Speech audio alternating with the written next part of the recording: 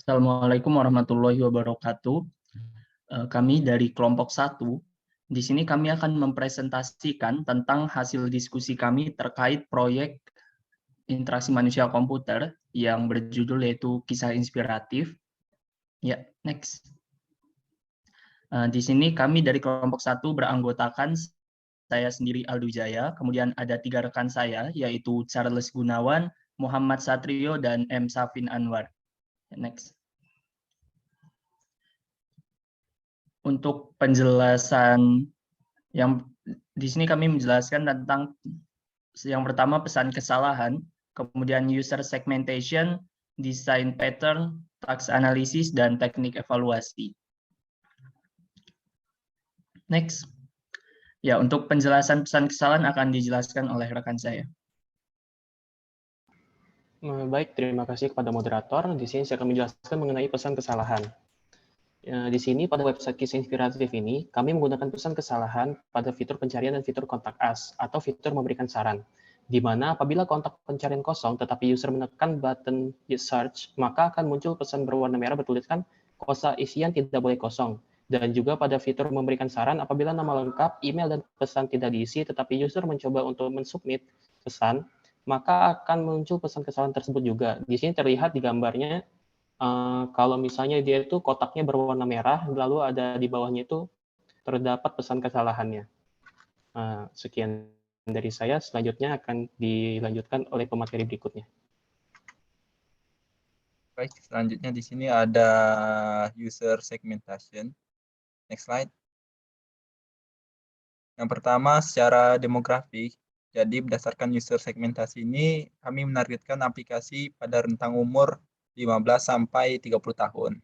Nah, di mana pada rentang umur ini biasanya terdapat orang-orang yang masih mencari jati diri.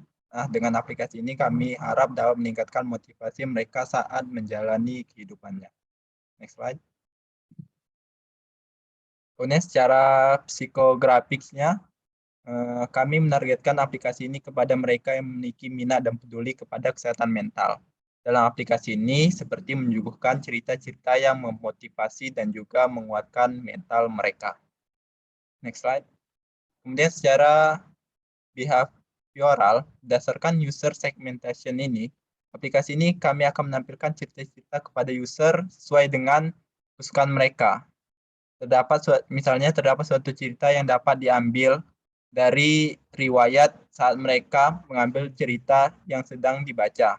Jadi misalkan kalau mereka sering membaca cerita pahlawan, maka akan sering muncul cerita pahlawan pada website ini. Next slide. Kemudian secara need based, jadi berdasarkan user segmentasi ini, dikarenakan terdapat orang-orang yang bingung bagaimana cara meningkatkan kesehatan mental mereka saat sedang terpuruk, maka kami membuat target user segmentation ini kepada mereka sehingga dapat meningkatkan semangat. Sekian presentasi dari saya, selanjutnya akan dijelaskan oleh Safin Anwar. Yang ketiga, design pattern. Next. Berikut dari tampilan utama dari aplikasi website kami. Lanjutnya.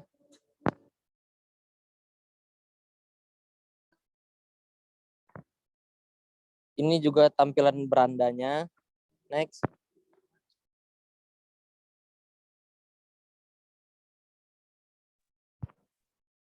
Selanjutnya akan dijelaskan oleh teman saya. Ya, baik, terima kasih Saudara Safin. Terkait task analysis, bisa di next. Ya, jadi task analysis yang kami gunakan di sini yaitu menggunakan metode karena goals yang kami tentukan di sini adalah membaca cerita inspiratif. Kemudian operatornya kami menggunakan arahkan kursor, klik kiri, scroll mouse, tekan arah panah, ketik karakter atau nomor pada keyboard. Ya, next.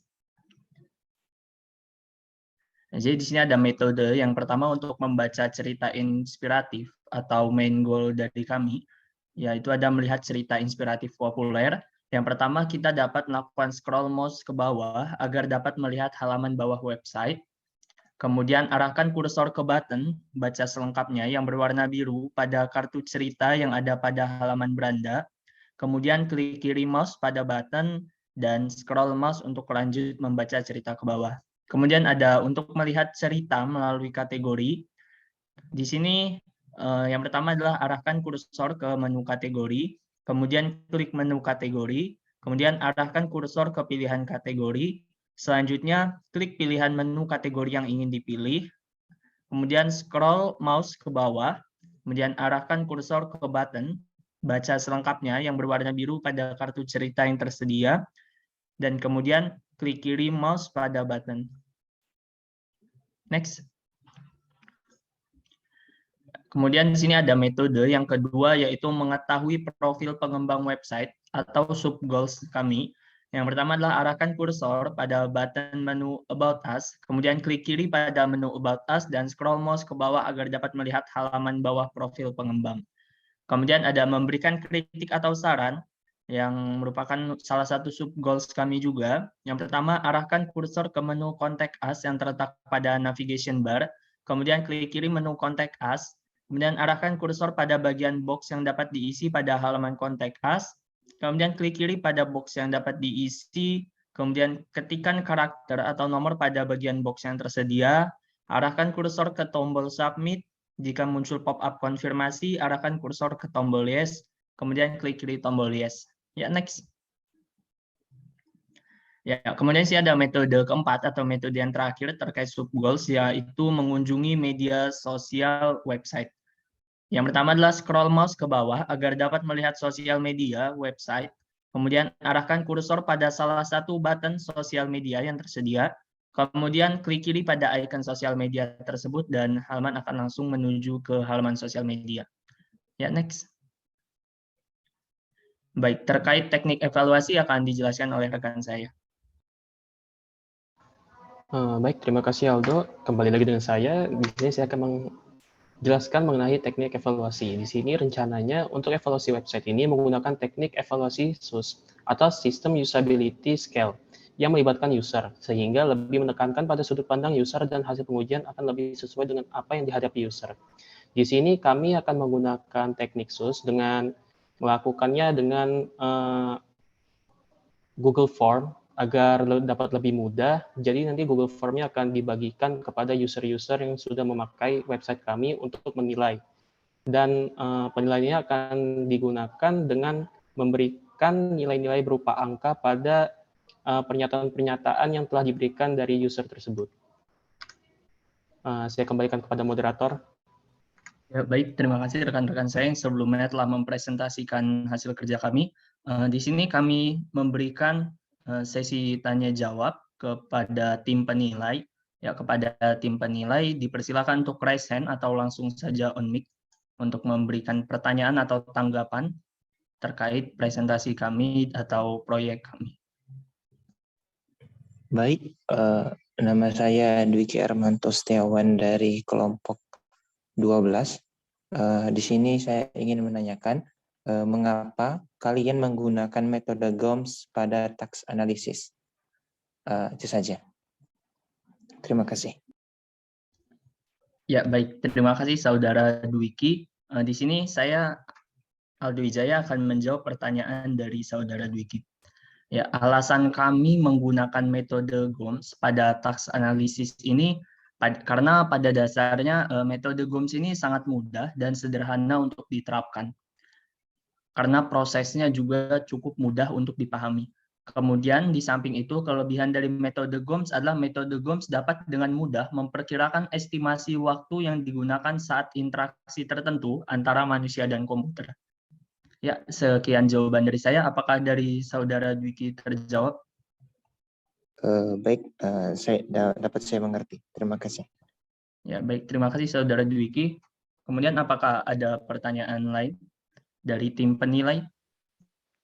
Baik, nama saya Rifki Zakia Rozan dari kelompok 12. Saya juga izin bertanya mengenai tadi teknik evaluasi. Nah, untuk penilaiannya sendiri seperti apa ya? Jadi misalnya boleh dijelaskan secara singkat saja mengenai poin-poin nilai lah, rentang nilai yang baik itu seperti apa? Terima kasih.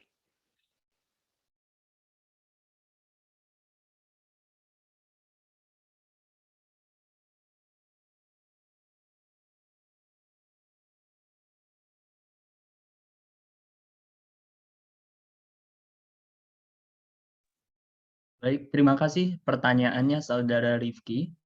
Terkait pertanyaan Saudara Rifki akan dijawab oleh rekan saya.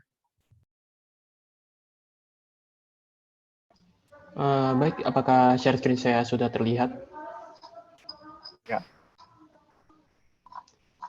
Jadi di sini penilaiannya itu nanti kita akan membuat Google Form, di mana nanti Google Form-nya itu akan berisikan pernyataan-pernyataan seperti ini. Misalnya nomor 1, saya berpikir akan menggunakan website ini lagi. Lalu nomor 2-nya, saya merasa sistem ini rumit untuk digunakan.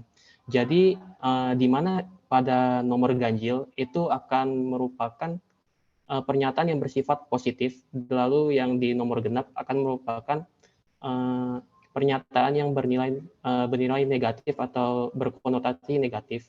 Jadi nanti di sini ada nilai-nilainya sangat tidak setuju, tidak yakin, setuju, sangat setuju. Nah, nanti penilaiannya akan seperti di bawah ini, di mana untuk yang nomor ganjil, untuk sangat tidak setuju itu rentangnya 0 sampai 4, dari sangat tidak setuju sampai sangat setuju. Lalu, sedangkan untuk pernyataan dengan nomor genap, penilaian dilakukan dengan cara berikut. Sangat tidak setuju itu 4, lalu sangat setuju itu 0. Jadi nanti semuanya ini bakal dijumlahkan, lalu dilihat hasilnya. Jadi nanti yang sangat untuk pernyataan dengan nomor ganjil ini akan jumlah, lalu yang nomor genap ini juga dijumlah, lalu dikurangkan, dan lalu dilihat berapa hasilnya. Jadi nanti dari situ akan kelihatan apakah website ini dinilai seperti apa ya ngomongnya ya, kayak apakah sudah cukup bagus atau belum, seperti itu. Apakah sudah menjawab, atau mungkin jika ada kesalahan bisa ditambahkan?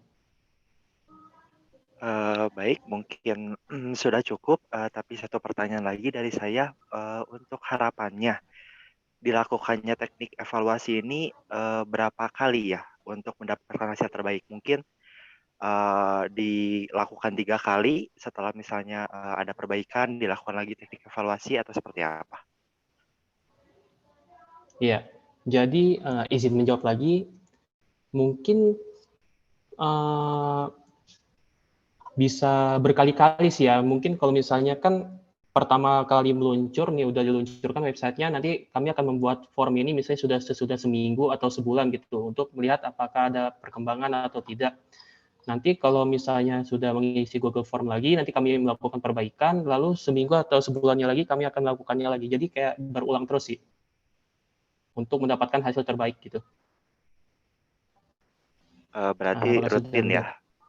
Iya, rutin. Oh, udah. Terima kasih untuk jawabannya. Terima kasih pertanyaan Rifki. Ya, baik. Untuk kami berikan kesempatan terakhir kepada tim penilai. Apakah ada yang ingin ditanyakan lagi? Mengingat ini sudah masuk ke pertanyaan keempat ya. Ya, kami berikan kesempatan. Apakah dari tim penilai masih ada pertanyaan? Mungkin dari kelompok 12 sudah cukup. Ya, baik. Sebelumnya kami memohon maaf apabila ada kesalahan terkait tutur kata ataupun penyampaian yang kami lakukan. Dan kami juga mengucapkan terima kasih kepada tim penilai yang sudah menyempatkan waktunya untuk hadir dan menilai serta menanggapi proyek kami untuk ujian akhir semester mata kuliah interaksi manusia komputer ini. Sekian dari kami akhiri. Wassalamualaikum warahmatullahi wabarakatuh.